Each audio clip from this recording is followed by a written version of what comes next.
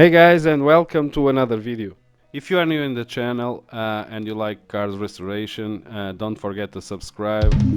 Here on the channel we recover and repair undervalued cars and try to give them a new life, to find a new owner that will give them love again. So if you like this kind of content, subscribe to the channel and take a look to my other videos. I think you will enjoy. So this is a Volkswagen Polo 6N2 that came in a deal with my previous project. This car had a slight accident and damaged basically the all inside front, and the previous owner was going to send it to the scrapyard due to the high cost of repair. Basically, I will have to replace the whole entire front, including the radiator that is leaking. In this video, I'll show you how you can replace the fender.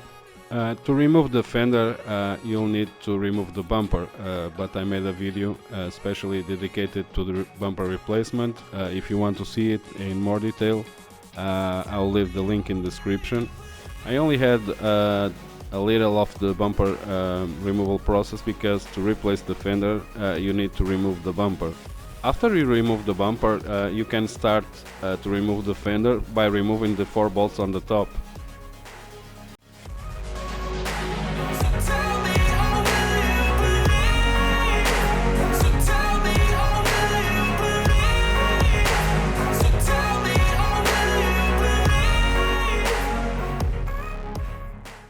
Then you have to remove the liner splash shield completely, loosen all the screws that are holding and fully remove it.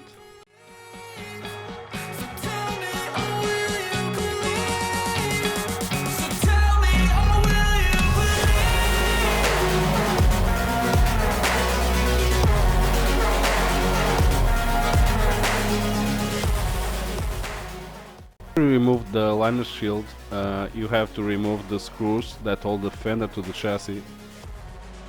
To remove the screws, you'll need a 10mm socket.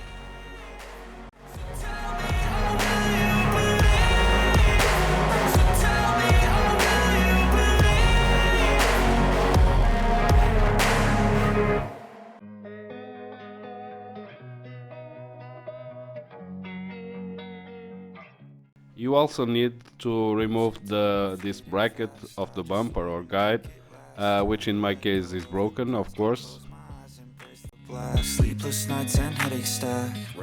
And also remove these 2 screws.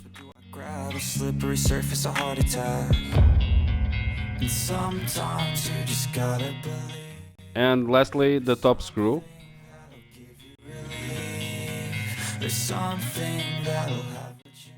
Now that is free, you can remove the fender, but don't forget to disconnect the blinker. As I was removing the fender, I saw that it's still attached, and there was a screw covered with silicone. I didn't record it, but honestly, I pulled it out since the fender was trash. I'm not sure if it comes from the factory like that, but I just pull it out. And this is the screw that was hidden with silicone.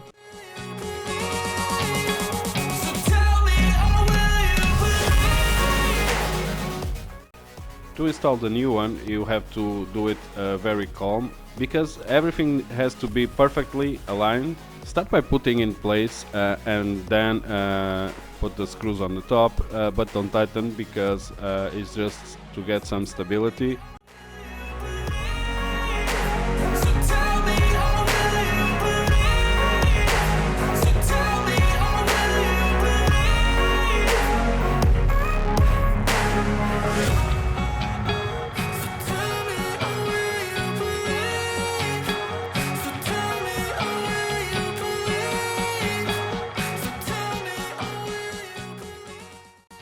To get a good alignment, you need a reference.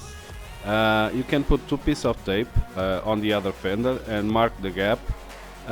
Try to do it with a pen. I did it with my hand because I didn't have a pen at the moment, but you can use a pen and transfer to the other side.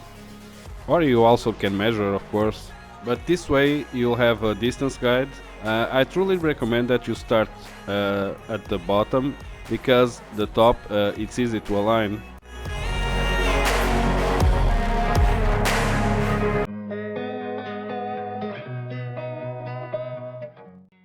Once you have the same distance, you can tie it. Fading fast, I just wanna make it last. Try to let go of the past. I close my eyes, embrace the blast. As you can see, mine is, I think it's perfect. Restlessness to hell and back. What's my purpose? What do I grab? Now let's go to the top, which is usually easier. Just pull it as close as possible to the engine side and tighten. There's something that'll have what you need, what you need. We're broken, it's tragic, we're not all elastic, but maybe there's magic, believe you could have it. And I know of sadness, the anxious and panic, the infinite vastness of all that is blackness. Don't forget to install the bumper guide. I didn't install mine because mine is broken and I'm waiting for a new part.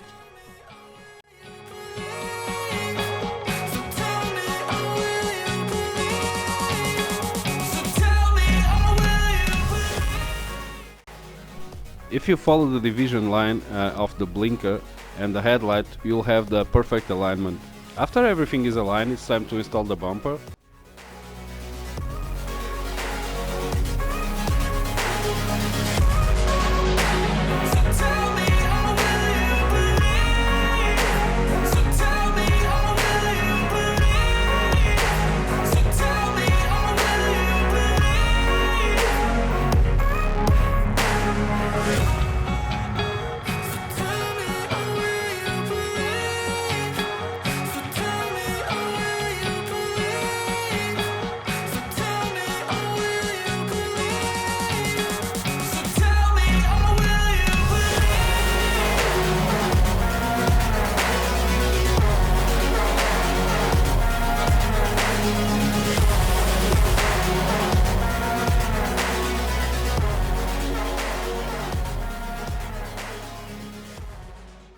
Now I'll just leave you a before and after, and if you like the car restoration or repair, don't forget to subscribe, because this way you'll help me to continue to create videos. And of course, thanks for watching, and as usual, see you soon. Stay tuned. Restlessness to hell and back. What's my purpose? What do I grab? A slippery surface, a heart attack.